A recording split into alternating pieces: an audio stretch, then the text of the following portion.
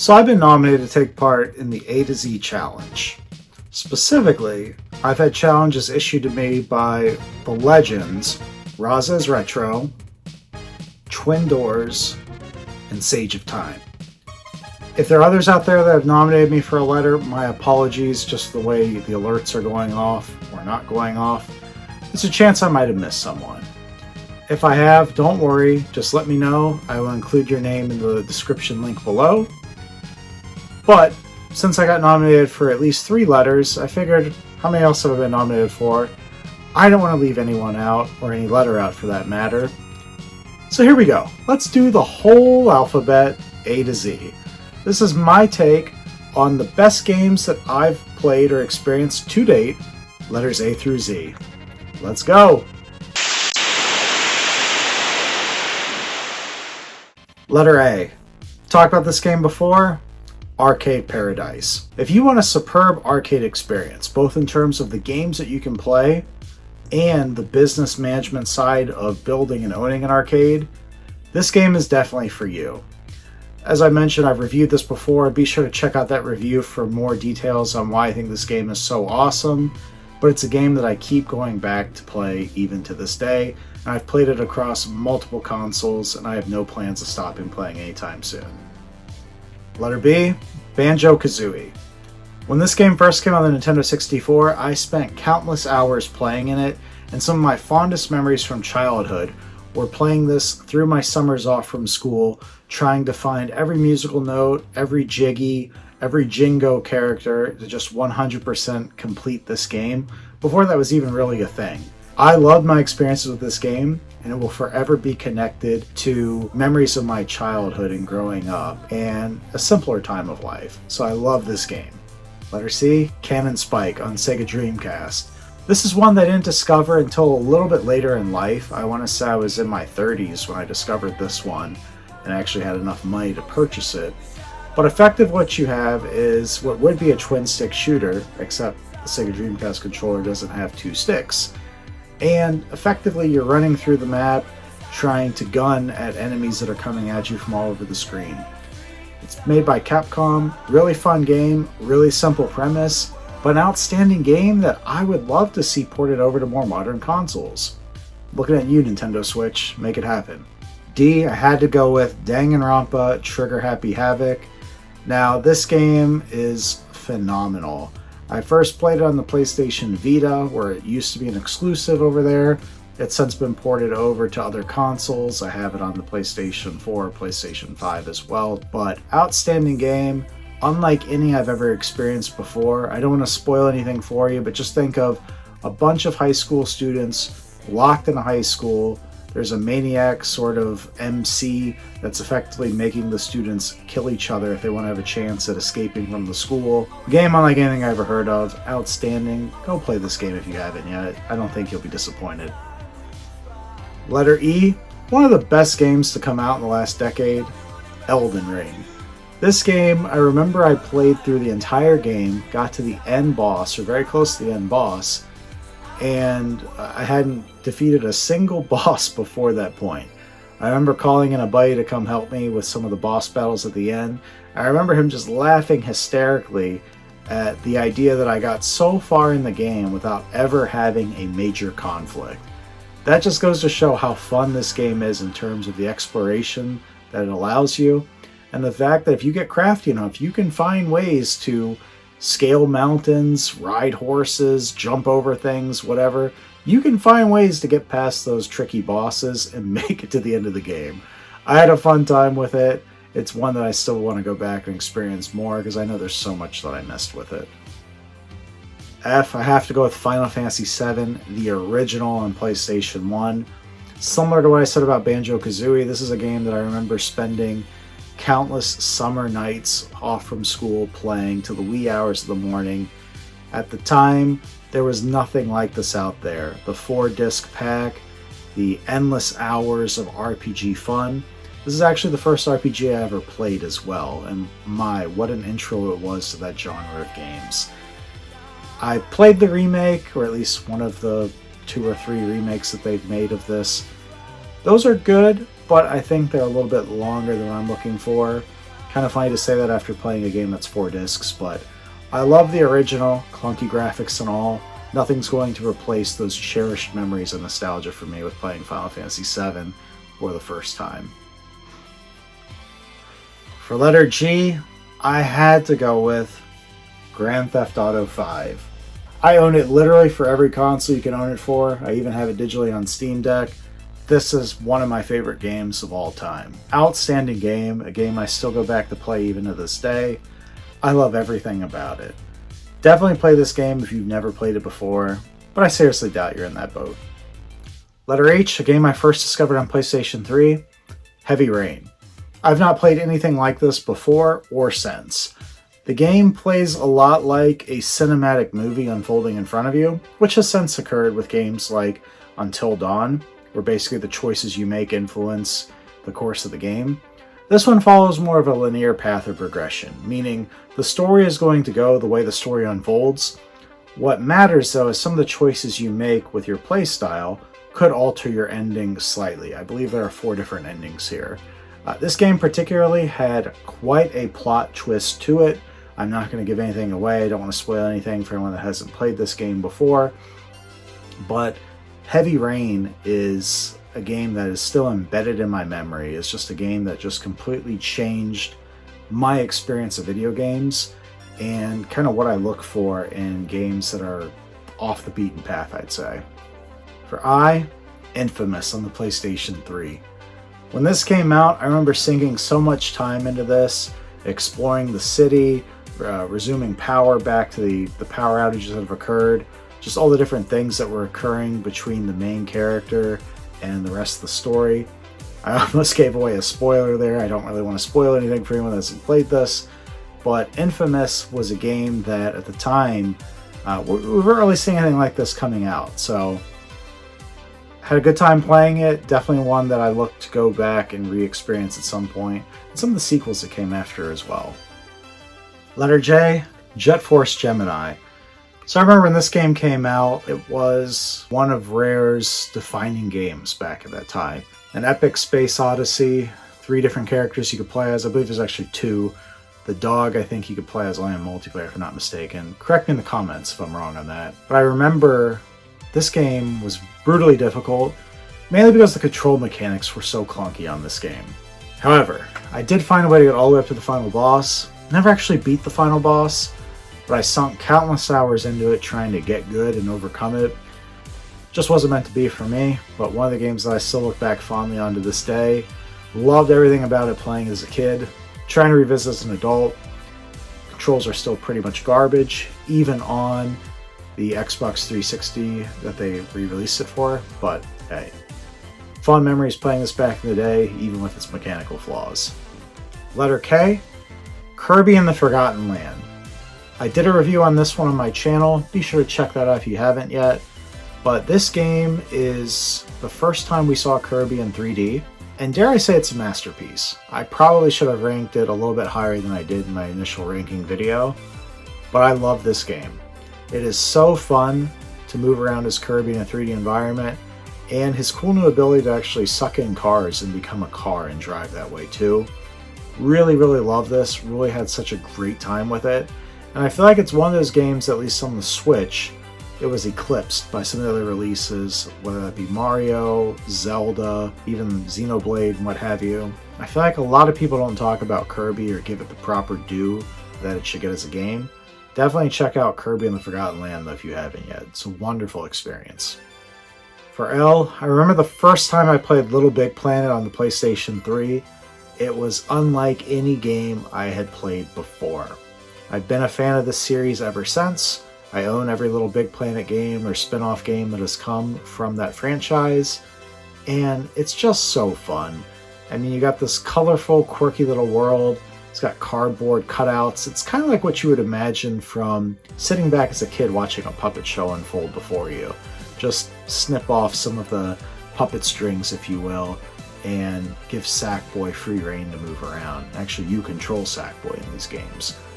Great time, a lot of color and creativity. It was really nice to see Sony take some creative risks with this game as well, so I appreciated that. M, I have to go with Mass Effect. specifically the first game. I know I'm gonna get some flack for that. A lot of people loved Mass Effect 2, but for me, Mass Effect 1, outstanding. I think it's the best of the three.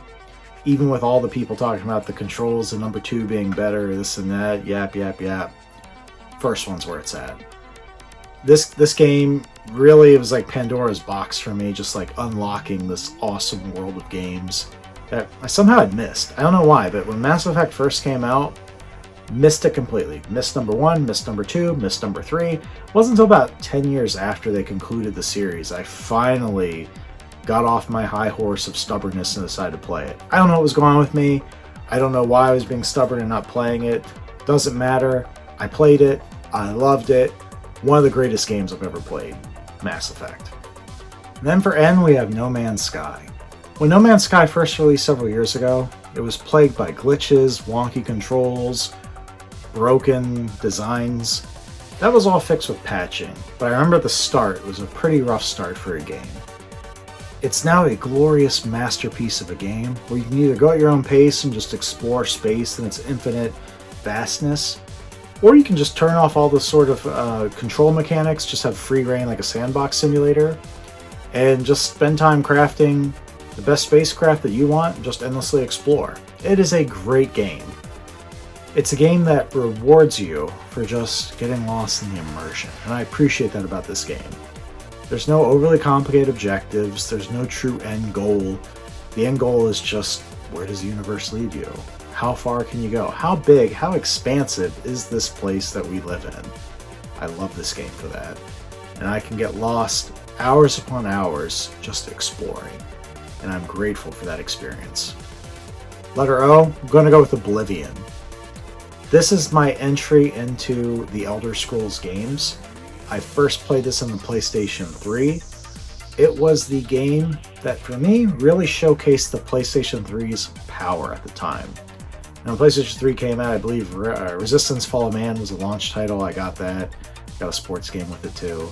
Yeah, it was all fine and all, but I didn't really understand what high definition was until popping in Oblivion and looking at the ripples of water over the surface, looking at a crab scuttling around on the sand, getting lost in dense forests, walking through city towns, cityscapes.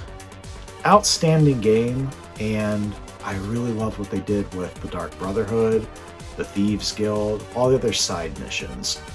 Those, to me, talk about immersion, this is where I really got immersed in the game and the environment and the lore. Never actually beat it, never finished the main quest. Didn't care. I was too busy just exploring everything that the world had to offer, and I loved it for that. Letter P, it's no surprise here, Persona 5. This, to me, was my entryway, my gateway drug, if you will, to Atlus games. The first Atlus game I played. After this, it was quickly followed by Persona 4 Golden on the PlayStation Vita, Persona 3 Reloaded, Shin Megami Tensei 5, Shin Megami Tensei 4, and others. I've been buying up all the games within the series, I've been collecting them, I've been playing them, but still, my mind comes back on Persona 5 with such fondness, because this is the game that started for me. Now personally, I view Persona 4 and Persona 5 kind of like the Godfather 1, Godfather Part 2. They're both on an equal playing field for me. I know some people in that analogy are going to prefer one or the other. I usually tend to prefer Persona 4 a little bit more. However, Persona 5 is making my list because that was the one that started all for me. It's an outstanding game. I sunk over 120 hours into it. Frankly, I would gladly do it again. I would do it right now when I got off this video if you actually boot it up. So, love this game, love the story, love everything about it. Q was difficult because there aren't a lot of games that I could find that start with letter Q. However, Quake 64, excellent game that I played a lot in high school. Specifically, I remember slumber parties, sleepovers with my buddies, and just fragging each other. Such a great time with this game. I remember Quake had built its roots, established its roots on the PC. My family growing up, we never had a PC that was strong enough to keep up with modern gaming, so I never actually got to experience it there. Playing on the console on Nintendo 64 was my first foray into that world.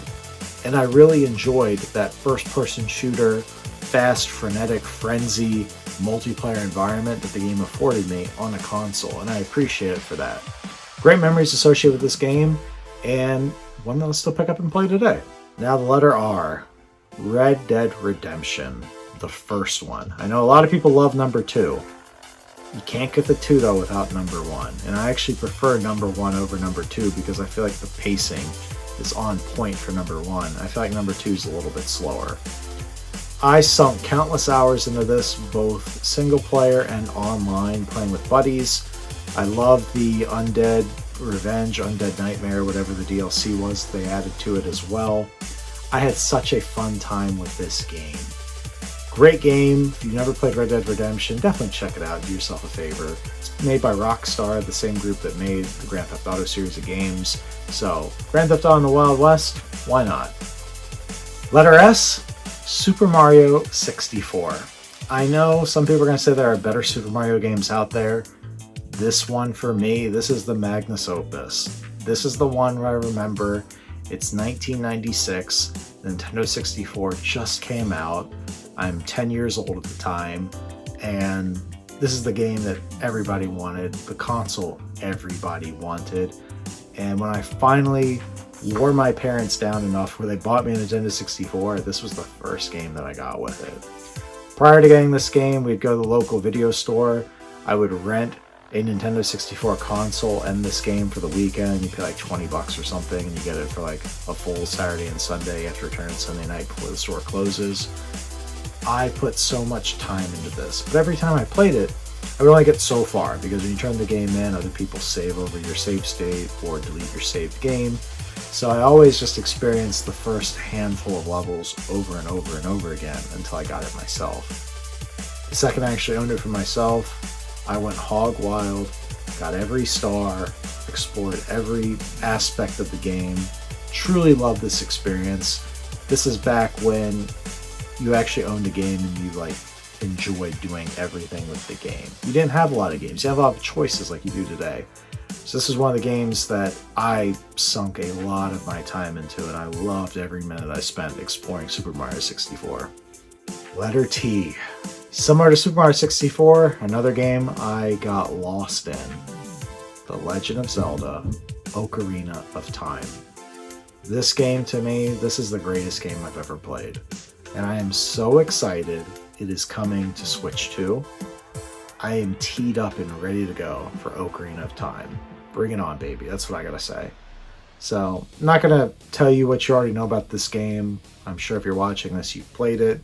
If you haven't, do me a favor. Turn me off. Go get this game. Go play it. Do it now, please. I love this game. I have nothing bad to say about it. Even that dreaded water temple, bro. Play the water temple now, like, since a little bit of time has passed. Water temple's not all that bad. I think history is harsher to the water temple than the actual reality of it. But anyway, Legend of Zelda: Ocarina of Time. Letter U, the Uncharted series. Specifically, if I have to pick one game, Uncharted 4. And the only reason I'm picking Uncharted 4 is because it's got the best graphics to it, and it's a nice, fitting end to the Nathaniel Drake story. I know a lot of people love number 2, or number 2 and number 3. All great games. You really can't go wrong with this series of games. But Uncharted 4, for me, was just a really nice way to kind of cap it off and send off the series. Letter V. One of the most addictive games out there, Vampire Survivors. So I remember for a while the meme of the internet was just one more game, and people would be saying that until 4 in the morning, and then it's like, oh crap, gotta go to bed and get up, go to work or whatever. This game, if you haven't played it before, roguelike, basically you're a vampire hunter, or you're hunting zombies, demons. There's different classes. You can be like a mage, a healer, or this or that. I forget all the different lore to it. But effectively, you're trying to overcome an undead horde that just keeps coming at you. Outstanding game, very easy to get addicted to it and suck your time into it, and a fun time as well. It's a very cheap game, available on digital platforms. I think I picked my copy up for $2.50, $3, so definitely check it out if you haven't before. Letter W, it's a puzzle game for Nintendo 64 called Wet Tricks.